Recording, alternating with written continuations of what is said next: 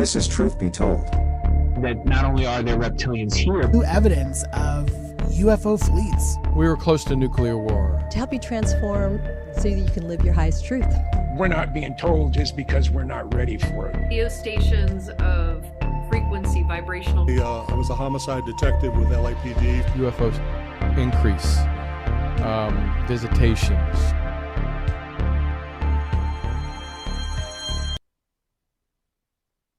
We've all heard the expression, she's given you the evil eye. Well, what does that mean? What's the origin? Then what can the evil eye actually do when somebody knows what they're doing? And how do we protect ourselves from people that do give you the evil eye or try to cast a curse upon you?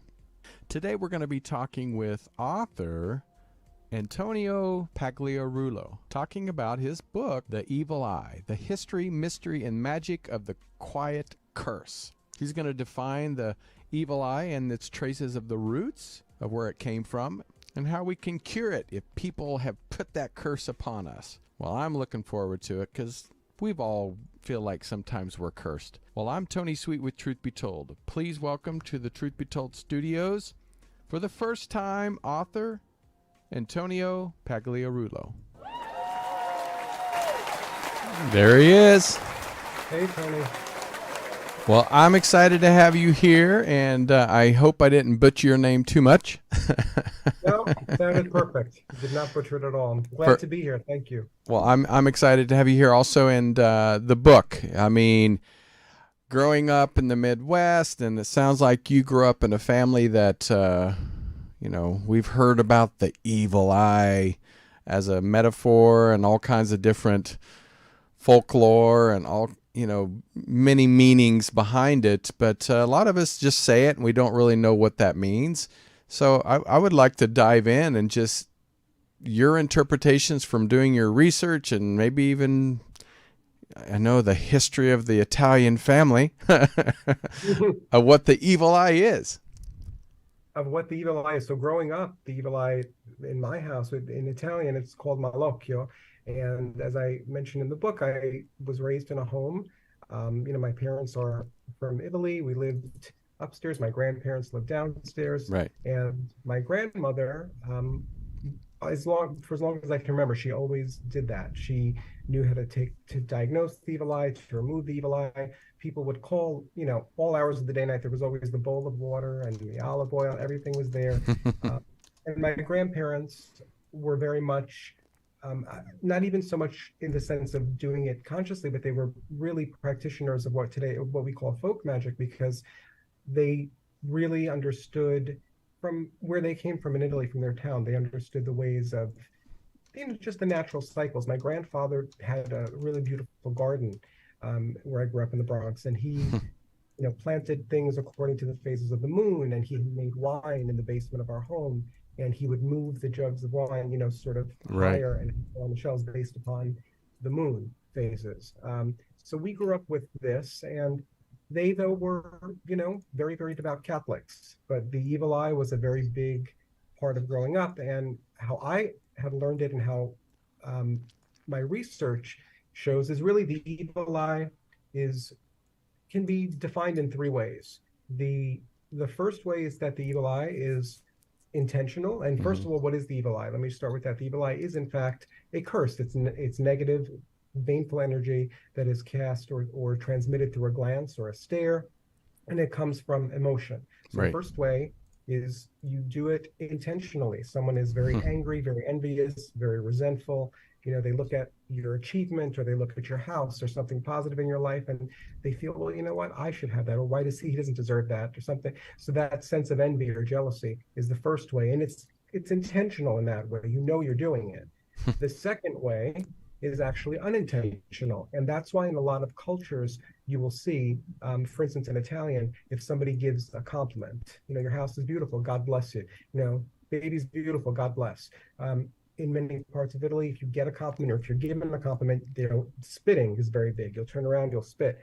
There are many different things, little gestures that people do. That's to ward away the evil eye when it's an unintentional thing, because somebody could just sort of give it unintentionally. You might Right. not be aware of underlying sort of envy. But those little methods will chase it away.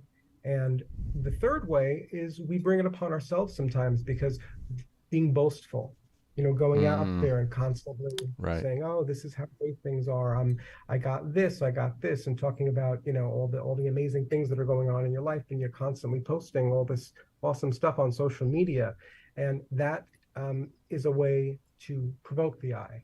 You're sort of tempting fate in a way. You're talking about all this great stuff, and that's happening to you. Well, what do you think that's going to do? Eventually, someone's going to feel like you shouldn't have it. Right. So that's the way you bring it upon yourself. I remember growing up watching the Golden Girls with my mother. And of course, Dorothy and Sophia were Italians. And one episode is when Sophia, or I don't remember what she did. She gave, that was it. Yes. Cursed Right. someone. And when I heard about this and I saw you were Italian, it reminded me a lot of that, of the folklore of curses, and is where did the origin of the evil eye come from? Was it from Italy, or did it go further back than that? Oh no. Many scholars will tell you that it goes at least 5,000 years. So you can Oh, trace it wow. back certainly to ancient Egypt, where, to the Eye of Horus, the eye symbolism. Some believe that it goes back to Mesopotamia. Eye idols, little eye figures were unearthed in an archaeological dig at Tel Brak, I think, Right. in 1948. So the symbolism of the eye as a symbol of protection, Right. and as a symbol of just a powerful force, goes back thousands and thousands of years. It's certainly nothing that's nothing recent. I mean, what we've seen recently is more, the Nazar, the evil eye, the beads, the jewelry people wear. We've seen an increase in people wearing jewelry and sort of using amulets that have the Nazar on it, or the symbol that you use, that Sophia Petrillo in the Golden Girls, Right. she gives the guy the lie by doing this, and that's actually, many Italians will wear it, and when it's worn, it's usually pointed downward like this, and that's called the mano cornuta, and it, just horns there, and the horns are a protective gesture. I mean, an animal that has horns, is going to defend itself. So Right, exactly. if you wear it, that amulet or that symbol, and also being an Italian, we, walking around, I used to walk around many times meeting new people with this in my pockets, in my hands, or you do it under the table, or you do it on the side. So yeah, it's a very common symbol in Italian households everywhere. But it goes back very, very far. The evil eye, it certainly didn't start in Italy. Well, I'm looking at your book, and I mean, the book itself, it says a lot in the eye, but I'm going to just show another picture of currency. The eye itself is seen on currencies. It's, like you talked about in Egypt and a lot of different cultures. Yeah. So why do we call it the evil eye when many of these symbols are being used in many other ways? So is it something, the currency, is that something evil? No, I don't think the currency is evil. When we come to something like the evil eye, and we're talking about a type of curse, or the energy of it, it all comes down to intention when you're doing so. Okay. If your intention is there, and it's Right. you're feeling those feelings of envy, you're feeling the emotions, the resentment, the anger. When you're feeling that, your intention is being transmitted energetically that way. And I discussed this in the book. I write about it in the book way back when. There was a belief in the theory of extramission versus the theory of intramission, Right. which it was believed that the eyes emitted these rays that were very, very powerful. Right. And that's how many people way back when believed that sight was accomplished in a way. And so the eyes have this power to really send out these rays. And so you can imagine, the eyes in a sense were weaponized back Right. then. They really were. So with regard to the evil eye, it comes down more to the intention that's there. Got because it. it is rarely, it's rarely opinion, unintentional, although sometimes, it is unintentional. I think most people know when they're jealous. And that's one of the reasons that, when I talk about the book, I always tell people it's a friendly reminder about a very unfriendly subject. Not a lot of people want to talk about envy, jealousy. It's uncomfortable. We've all experienced feelings of envy and jealousy, and we've all, I think, experienced being on the receiving end of envy and jealousy. And we know in both ways how that feels. And it's just a facet of the human condition. No one escapes it. We all know what it feels like. Unless you're perfect like us, right? Perfect. Yeah. Well, I remember growing up, and not even 10 years ago, 5 years ago, sometimes you go through life and you, like you said, you see other people that you go, I work harder than them. I've done more than them. And you get this jealousy, and you feel like, why do I feel like my life is cursed versus some people that they have seem quote like their life just seems to breeze by and luck seems to happen to them all the time. And you're like, why do I feel so cursed? So with the evil eye and curses, how do people perceive curses when it comes to evil eye? Is it something that is real, or is it just perceiving what we're just happen to be going through in our life and saying it's a curse? Very good question. So I think the evil eye is absolutely real because it's energy. Okay. And I know that energy does not go away. It only is transformed in a different way. I think it's important to understand that's what the evil eye is. It's right. Energy. And when you're looking at other people and their lives and you're thinking, well, what did they do that I didn't? You have to remember, I call it the quiet curse, because in my opinion, the evil eye is the most dangerous kind of curse. Many, many people have a perception of a curse, or a magical practitioner who can cast a curse. Okay, and what has Hollywood shown us? What are the images? Right. If we think curse, what do we think about? Altars, hair, teeth, animal bones, blood, all these very sort of gory images of a curse. Now, the fact is, there are magical practitioners who can go about and cast a curse that way.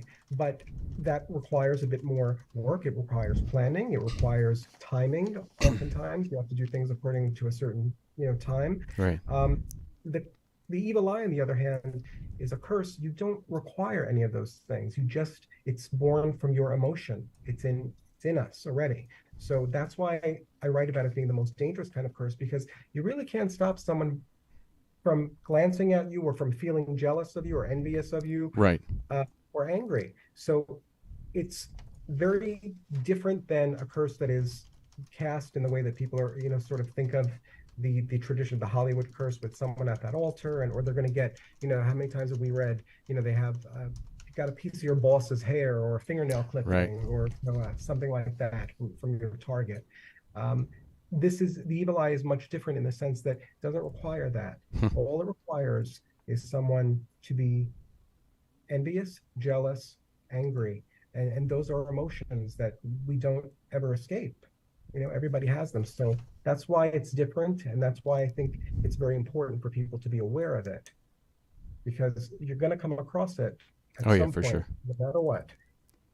Now, can that, because let's say, and I'm not going to mention anybody's name, but I have a family member that is very jealous of me for me just being me and doing what I do, and always for my entire life, if I've said I was going to do something, I end up doing it, or it eventually happens because I work hard and make things happen for myself. Can that evil eye, projecting it onto a certain person, actually reflect and go back to the person giving the evil eye? Well, because it seems like that's what's happening. It can. Now, this is where I get into the practice of protection and getting into things like certain types of amulets, certain types of exercises that are done. There are visualization exercises. I always tell you, there are many ways you can do a protection shield around yourself through meditation, through prayer, through incantations. Also, I give, talk about in the book herbal, remedies if you don't want to go particularly in a particular spiritual route.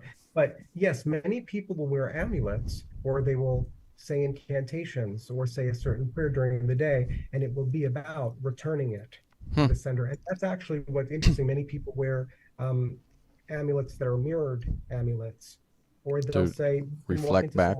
Home. Yeah, if you ever walk into someone's home, you might see a mirror immediately when you open the door. Right. That's actually one of the ways people deflect the evil eye or deflect someone's negativity or someone's jealousy. The mirror bounces it back, it deflects the eye. So in many cases, that does happen to people. And an interesting thing about amulets also is that people will say to me, oh, you don't know what happened. The Nazar I was wearing, or the Hamsa I was wearing, it broke. Or the one that I have on my wall, it broke, it fell. So it's bad. And I remind people, no, from the magical perspective, that's actually good, because it's telling you that the amulet took the hit for you. The amulet broke because it took. So that's actually a sign that what you're doing is working. But to go, I know I veered off course there, but to go to your original question, yes, sometimes, yes, it does return to sender, as we say. And I don't know the research. You may know this, but you know how people look into the mirror and talk bad about themselves, which is really kind of giving yourself the evil eye, which, can reflect right back to you, to what you're saying, and then you start believing it, and your life starts reflecting it. So, do you believe in that? I think in that case, when you're doing negative, or hateful kind of self-talk, where your self-talk is just angry at yourself, right. I think that, in a way, I think it's a different thing, because you're sort of bringing that from within you. You're getting yourself into a state of mind, and the mind affects the body, and you have sort of a cycle that goes on there. If you're giving yourself this talk inside that's constantly negative, and you're putting yourself down, or you're remembering parts of the past that, the past is over, it's done. Maybe you can fix it, maybe you can't, but it's gone, and you keep berating yourself for those things. I think too often people bring that kind of negativity upon themselves, and I think it's a different kind of thing than the evil eye. I think they're bringing their own unresolved sort of issues that they have there to the surface, and then they're feeling it in that way. Well, I'm going to come back to giving more ways to protect yourself, but I do want to go in, because in the book you talked about not only ancient Egypt and Greece and Rome and all this, but you've also talked about the religions of the world, of how even Jesus talked about the evil eye, Muhammad, and other, I think, even in Jewish texts. Can you talk about, in your research, what did you find to where it showed proof of this evil eye or evil, curse that to be warned of? Well, you can see it. You can see the evil eye is alluded to in several places that I mentioned throughout the Bible. When Jesus says, the eye is the lamp of the body. What is he referring to there? If your eye is dark, your body will. These are all things that go back to the concept of the eye being immensely powerful and having that kind of energy. You also, and you see it across, Christianity, Judaism, Islam, Hinduism. You see it across many faiths and across many ethnic traditions. You see it just about everywhere. I mean, I think it was in Judaism, in the what's it called? I think the Baba Metzia. He says, in a graveyard, I'm paraphrasing it. He said, in the graveyard, there are 100 deaths, and 99 of them, 99 of these people died of an evil eye. Wow. If there's anything, and again, I'm paraphrasing from the Prophet Muhammad, where he says, if there's anything that will undo sort of the goodness or the law, of God or something good, it's the evil eye. And in, Zoroastrianism, it's believed that the evil eye, the gaze of a menstruating woman, is immensely powerful. It goes in so many ways. That was one of the most fascinating things. I mean, you can go on and on about the religious, how it came into religion, and it goes straight across religions and straight across into ethnicities and cultures, and that's why it's so ubiquitous. Many people have said to me, no, I went to Italy, I didn't speak Italian, but as soon as I brought up, my charm, the horn, Right. one of those things, people, oh, I understand yeah, now I know what you're talking about. Okay. And that's something that I experienced a lot when I interviewed people. They said, I was in a country, I didn't speak the language, but I had an amulet, and someone looked at it and said, oh, I know what you're talking about. So you could see it religiously. Yeah, you see it in all of our major world religions. And yeah, I when I look into a lot of the religious beliefs, a lot of times they talk about the evil eye. They talk about, a lot of different things, but a lot of times they don't give you a solution of what they say, what to look for, but not how to protect yourself.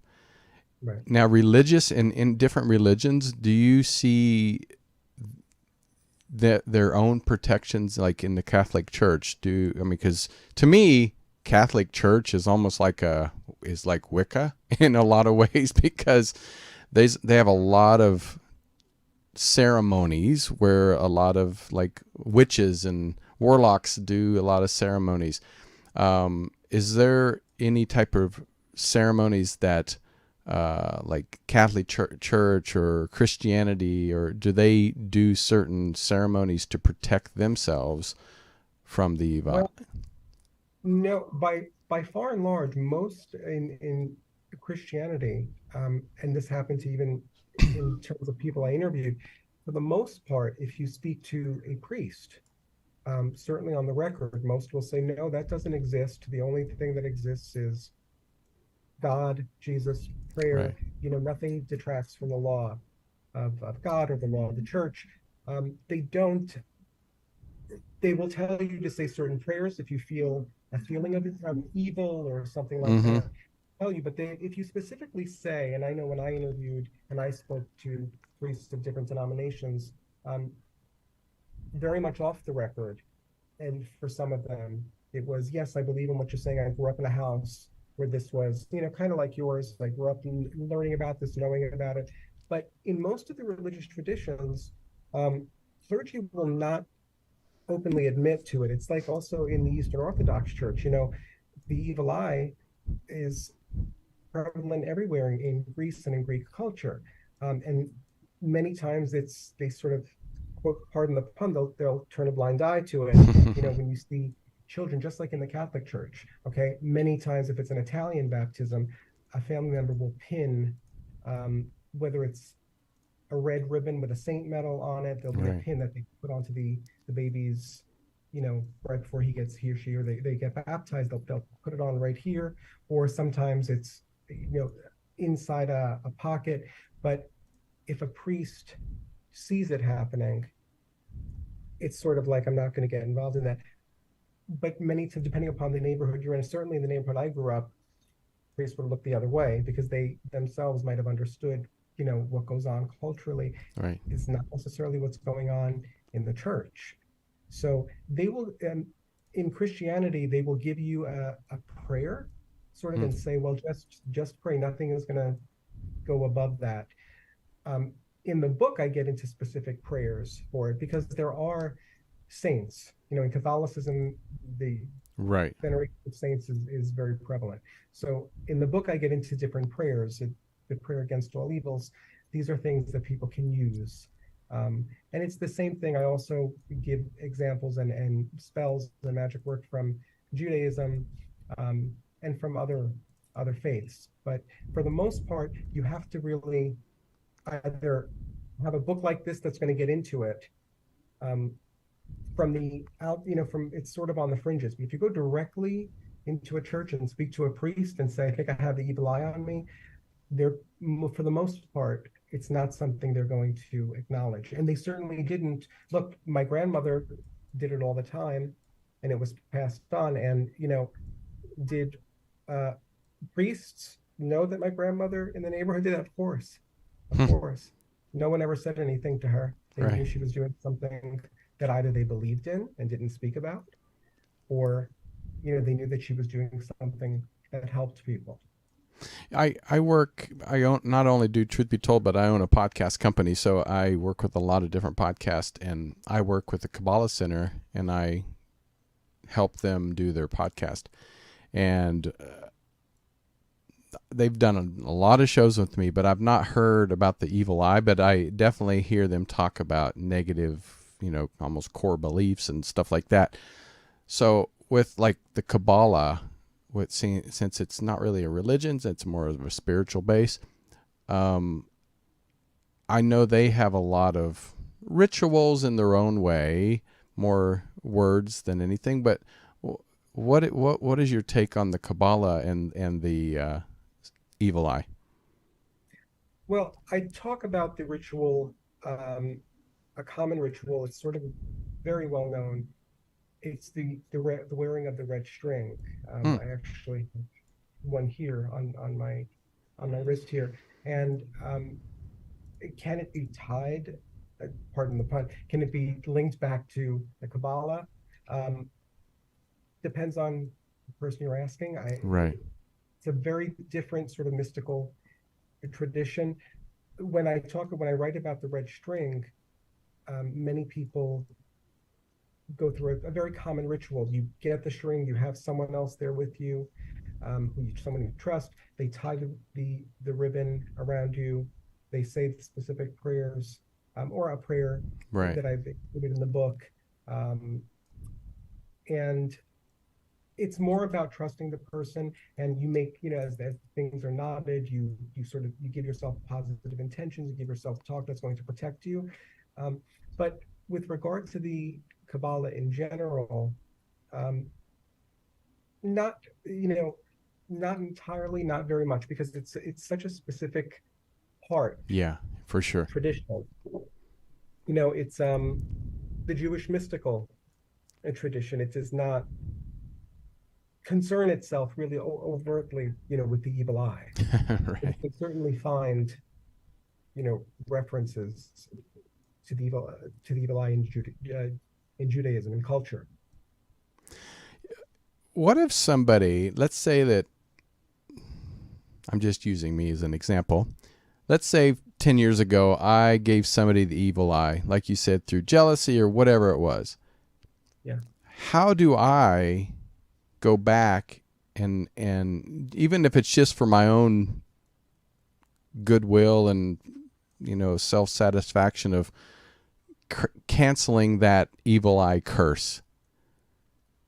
How does somebody do that? If you think you've given somebody the evil eye, well, I think if you think you've given somebody the evil eye, it's more important at this point, if you're feeling sort of guilty about it, right, or you're feeling just bad about it, there's no way to sort of retract that except to, it's the other person, what you've done to the other person, and your thoughts and your jealousy and your envy. If you're thinking about the past, it's actually more important to think about not the person from your past, but yourself in the present. It's more important to think about, who you were in the past. If you were experiencing feelings of jealousy and envy and greed, and maybe now you're thinking back on it and you're saying, gee, why did I have that feeling? Yeah.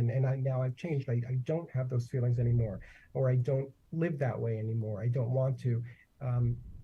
What is it that created that change in you? And really meditate most on that. It's more about yourself in the present moment than it is about anyone in the past. If it is that you're feeling guilty about it, or you think you acted in a certain way that was very, very much, you were given the evil eye constantly, and you were just angry or jealous, right, or that was just a part of your life back then.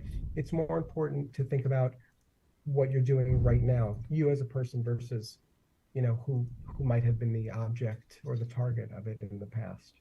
So we have the evil eye. What's the opposite of that? To say now I want to give somebody a positive eye. Is it more the same intention, but just in a positive way? Listen, Yeah, a blessing, of course. A blessing is also has an intention and an energy, uh, and it's just literally, you can give a blessing in any way that you want. Some people do things in, silently. You touch someone's forehead, you can just do it without someone being present. I mean, to Right. give a blessing, pray about someone, you can meditate about someone, you can write positive things about someone. There are so many ways to go about that. But it is, yeah, the antithesis of it would absolutely be just to give a blessing.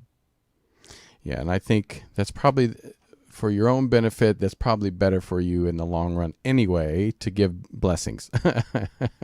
Yes. So it is. It is. Although I do in the book write about protection in terms of the evil eye and how it is used itself for protection. But it's all up to the person and the individual and how they feel Yeah. about getting to know that kind of energy. I mean, because if you think about it, when we use the word, I don't want to say it on air, even though that was pretty much said around my house very easily, the GD word, God Mm-hmm. damned, Uh-huh. in a way that is pretty much doing the same thing, is hoping that the universe or God damns you to a negative life or something bad to happen to you. So in a way, that's verbally giving somebody the evil eye. Yeah, I mean, if you're going to use that type of terminology, you're going to use those words, what's underneath it? What's Right. causing you? It's the question. What's making you say that about someone? Why would you want to bring that up and say, well, damn him or damn her? What's behind it? What's at the root of it? It's likely jealousy, Yeah. anger, resentment. It's one of those. And that's what it all comes down to at the end. At the bottom line, that's what it comes down to. What made you say it? What's prompting it? What did that person do? And a lot of times we feel upset or guilty because we do know that sometimes a person didn't necessarily do anything. They just Did. Just was. they did something, they accomplished something, they achieved something, and that rubs us the wrong way. And that's where you get into the conversation of what makes people uncomfortable about the whole evil eye discussion, because people don't want to step up and say, yeah, I, was jealous for years and years. I didn't want my coworker to get the promotion. Yeah. She doesn't deserve it. No, I didn't want this person to get married. And it's funny. About a month ago, I did a quick TikTok video, and right before the book came out, and I said to people, it's important for you to be aware of the evil eye and to know it, because if you think everybody, not only from your past, and people have an idea to think about it, that, oh, it's someone from my past who's going to wish me ill. That's not only the case. Sadly, there are many people in your present environment and in your life who don't want you to live your best life, who don't want you to for sure. succeed in a certain way. And if you think that everybody wants you to just go out and succeed and to be happy and to be healthy and to be well, if that's what you think, you're wrong. That's not the way it is. People have these emotions, and this energy is very real. And I often remind people of that. But it's an uncomfortable thing because nobody wants to admit to it. Right. But it's part of being human. One of our good friends at Truth Be Told and myself is, I don't know if you ever heard of her, Patty Negri. Mm-hmm. Patty Negri is a good witch, and she always gives us amazing I'm trying to think, tonics or emblems or something that can help protect us. And one thing that she always gave me was a little dragon, to protect me from not evil eye, but just evil or bad spirits or bad intentions that are coming my way. What do you think about, have you ever heard of a dragon protecting you from the evil eye? So animal symbolism is very big in all forms of magic. And when it comes to the evil eye, I write about, for instance, in Egypt, the scarab was the, the beetle that was very, very prevalent as a protection symbol and amulet. I have seen people use dragons. The dragon lets out that fire, Right. and as much as it can do harm, it can protect you if that's how you're thinking about it. And if that's your power animal, so to speak, if that's the animal or the creature that resonates most with you when you think about feeling protected, then I would encourage anyone to use a dragon if that's where you feel most comfortable with. And you can see the symbols, not only the scarab, but I think it's you can see in Saint Benedict the symbol of the raven. Animals are very big in any kind of protection magic, but it's different to everyone.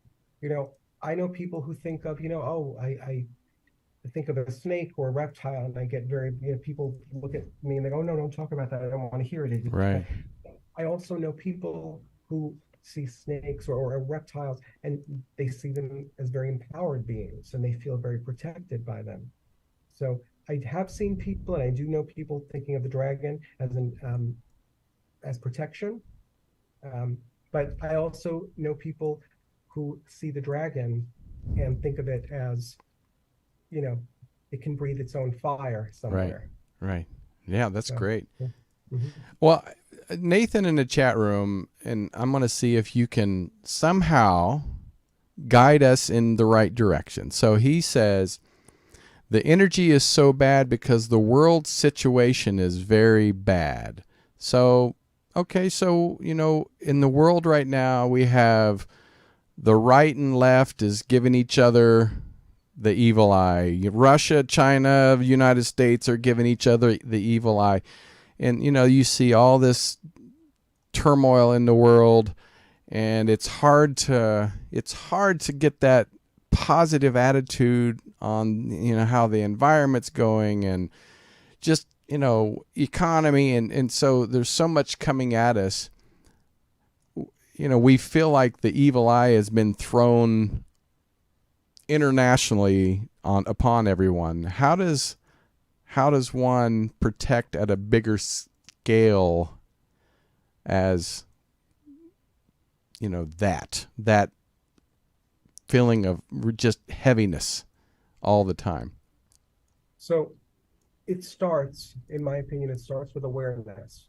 And that starts with being aware of what the evil eye is, what the energy is, and being aware that people's emotions, that our own emotions and our own bodies and our own minds hold tremendous power. Okay, that's the first step, is the awareness of it. Mm-hmm. Once you become aware of it, you start to think differently about things. Yeah. You start to think differently about how you think, how you talk to yourself. Okay, you start to think differently about how you engage with the world. You see protection in a much different way. It becomes much more concrete to people when they start thinking about energy and the evil eye, and they think about, the realities of just everyone has these emotions, everyone has these feelings. Yes, the world is in the state that it's in. So becoming aware of that, first and foremost, is tremendously important. After you become aware of it and you start to understand it, you decide which methods you want to use to protect yourself. Some people get up first thing in the morning and they meditate, or they light incense, or they light a candle, or they say certain prayers, they have certain devotions. Some people do that. And if that works for you, that's a big defense. Other people wear amulets. I mean, you could probably see one here, but I probably have 16 or 17 or 18 others under my shirt. Wow. Yeah, my niece always says that when I walk, I jingle. I have things underneath here. But if you use amulets and you learn about the power of amulets and the powers of the symbols of the amulets and how they are hugely protective and how they can help you, that's another way. Mm-hmm. And for other people, it's, learning about your own environment, learning about just simply your relationship to nature. There are herbs, there are certain woods you can burn, there are certain incense. A lot of people have this idea that it's too much to do, or I have to go out to a specific shop and buy an herbal bundle or buy these things. Right. And that's not true. Folk magic is all about what was done right there for people who didn't have a lot of resources, and so very simply, there are things you can do, a sprig of rue, a sprig of rosemary, bay leaves. They're very simple things, and when they sound like small things against the world and the problems that we have in the world, but the fact is, when you make those small changes in your inner space, that's when the outer space starts to change around you, and you bring in your own protection, you create it. So what are the methods that you want to use to create more protection in your life? And there are many of them. Anyone who thinks that there's only one way, no, there's not one way. There are many ways. And he said, I now switch my TV off, which is probably the best thing to do. And this helps immensely. I try to talk to people, engage with them. I do grounding work, but I do struggle with meditation, which I'm the same way. My mind is it's very ADD. But my meditation is something you brought up. I don't necessarily have to sit and clear my thoughts, but going into nature, going into a hike, into the woods, into the mountains, I do feel like I am more grounded. I have a better sense of myself and the world. And so it does relax me just going into nature.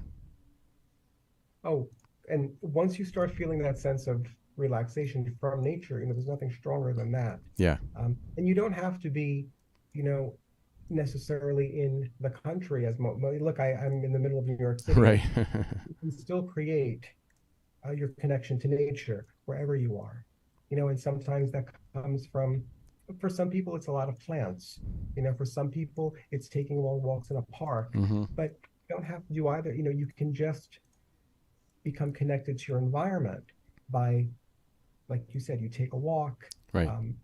You can certainly understand the simple herbs that you have right in your grocery, right there. Yeah. It's not stuff that's exotic and difficult to find. Well, I think, just like, I've never been a drinker, but, we hear about people that they say the first thing you can do is admit to your problems. So, we can admit that the world does have its issues. And then sometimes it's freeing. But, if there's a fire, one person with a cup of water is probably not going to do much. But 20 or 30 or 40 people with a garden hose and a bucket and many things working together. So surrounding yourself, again, like, with people that are like-minded and also just are open to healing and, bringing a positive. I think that's always something very important to do.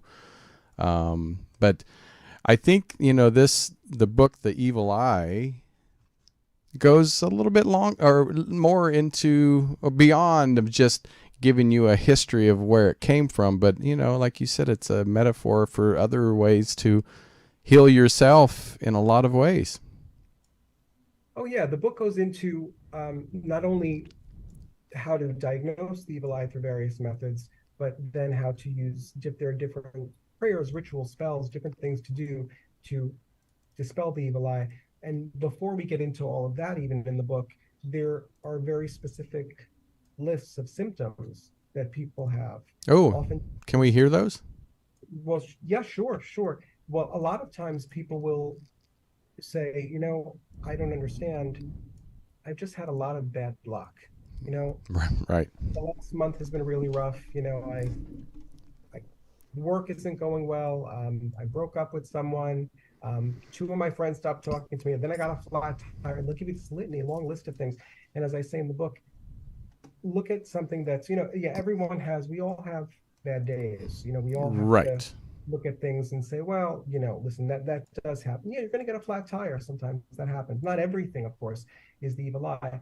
But when you have a prolonged sort of period, like that spate of bad luck that you call it, it's just, you can't shake that feeling. So there are symptoms, signs and symptoms that you can see in your environment. Sometimes it's that you aren't getting ahead at work, right, or love life seems to be, some people, it's doomed. I can't meet anyone. Sometimes it's the financials world, in your own world that's not prospering in the right way. Those are examples of how the evil eye can affect your life. Then there are they're actual, physical symptoms. People will get very, very bad headaches. People will get rashes. People will have, accidents, tripping, falling. People, do you ever have one of those days where you trip in the morning going to the car or going down, and then you do it 4 more times throughout the day, and by the 4th time you're like, what's going on? Right. 3 times today I tripped. I never tripped. Those are things, you're injuring yourself. Those are things that again, when you read and you start to learn about the evil eye and learn about that energy, you become more aware of things. It's not always just a random bad luck. It does have symptoms and it does have signs, and you can see them sometimes in your own body, or if it's in a loved one. You see people getting out of character all of a sudden. Oh, he's getting quiet all of a sudden, or getting aggressive all of a sudden. That's not their character. Those are symptoms of an evil eye. Wow. And in nature, you can see it as well. In the house, the home, what are the windows? The windows are the eyes of the home. Right. They look in, they look out. You can see things in your home. If your home I have an example in there of a couple I interviewed, and they had a housewarming party and started having all these terrible things happen to the house.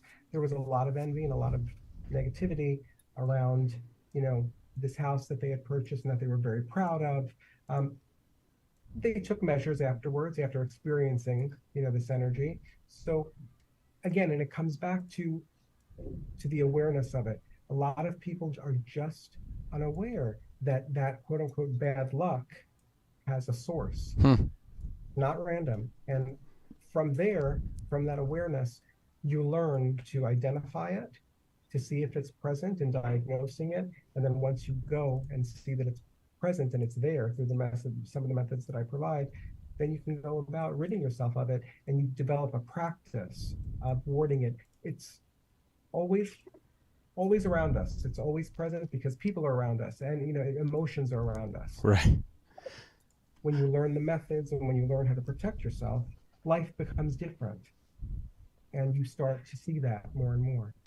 I thought about one time I had this car that I loved. It was I don't remember what year, but it was a black leather seats, magged wheels, Toyota 4Runner. I just loved it. It was beautiful. And the windows like the electric window started not working. So I thought, I'll go get it fixed. Well, the car lot ended up talking me into buying a new one that was gray interior. I didn't like it. I didn't like the color. And I don't know why I even traded the other one in, because I loved it. The first week, somebody hit my mirror. The third week, somebody rear-ended me. It was like no matter what I did with that car, something was just wrong with it. And I thought, did this other car that I loved so much curse me for giving it up? Because I was just like, oh my gosh, I was like, it just, no matter what I did, this car just gave me problems from the time I got it until the time I got rid of it. Now that's a strange occurrence when it's constant like that. It wasn't like you just had one instance where fixed and you said it was a repeated sort of pattern. Right. You saw. Right. That's something that you should pay attention to. You shouldn't just wave it away and say, oh, it'll go away. Why? There are people who are under this kind of, negative energy for months and years at a time and are unaware of it, and it's insidious. It can infect every area of your life. But that's an example. You have this car. And if you had told me back then, well, these 4 things happened, I, of course, would have come to you and said, oh, there's a problem here. Right. Me, I'm just like, this damn car. No, you don't want to just sort of ignore it. You don't want to ignore those things. And that's when you get to see and recognize the signs. Yeah. And that just makes you understand things more. And that's when you do go about, I say this in the book, don't live your life, and none of us we can't live our lives constantly, being afraid or paranoid. Did someone give me a compliment and it was bad? Maybe they didn't mean it. No, that's not the case. We all have to live. You have to go out and Right. live. But you can live mindfully, and that means being aware of what the evil eye is. And when you make that slight sort of transition, and I've seen it and heard it many, many times from people who, and I've also received emails since the book has been published by people who have said, I've started to notice things, and noticing them has made the difference. Now that circumstance or that situation has changed because I Right. took the action that was necessary there. So there's a big difference between being in the midst of this pattern and saying, oh, well, I guess it's something strange, it'll pass. And then Right. turning around and saying, wait a minute, this isn't normal. That's a little too much to bite that, random, 4 times, 5 times. Nah, this is strange. This is strange. What do I do about it? Well, what you can do is pick up the book, The Evil Eye, The History, Mystery, and Magic of the Quiet Curse. And people can go to your website. They can go to Amazon. I mean, sure, there's tons of other places that people can purchase the book. And what is your final word for us that people can walk away with? I think the final word I would tell people is that you are much more powerful than you might think. And understand that no matter where you are in your life, whether you think you're just suffering from bad luck or you think things aren't the way they should be, it's never too late to pick yourself up and to learn about what the evil eye is, what the energy is, and to empower yourself to make a change or to change the lives of your loved ones, your home. There's always that place. And it starts, again, I know it might sound like a broken record, it starts with you just becoming aware of it and understanding what it is, and that you can change it and you can make things better. Love it, love it, love it. And take that to the bank and run with it, because it all starts with you. But thank you, Antonio. Thank you so much for being here. We'll have to have you back again you have tons of books that you've written, and it'd be great to have you back for a few more of those. And I hope you have a great holiday weekend. Thank you, Tony. I had a wonderful time. Thank you for having me on. And everyone, yes, have a safe and wonderful holiday weekend. And thank you, everyone, for tuning in. And please, I want to just say thank you for supporting our servicemen and women. My mom and dad were both in the military. My uncles and grandpas and grandmas, and so we have to remember those that put their life on the line to keep us free in this country. And we want to thank everybody for tuning in every Friday for Truth Be Told with me, and then on Monday you can tune in with Robert Hensley at 3:00 for the Minuteman Report. Bonnie Burkert on Wednesday, Truth Be Told Transformation, and then our Espanol version of Truth Be Told with Metaphor on Tuesdays at 3. So thank you for supporting us all. Until next time, I'm Tony Sweet, and have a great Memorial Day weekend, and please be safe. Bye. This has been another episode of Truth Be Told. Thank you so much for watching. Recorded live at UBN Go Studios in Burbank, California. Join us on social media. Facebook, Truth Be Told Radio. Instagram, Truth Be Told Paranormal. Go to Truth Be Told Worldwide for more information on upcoming shows.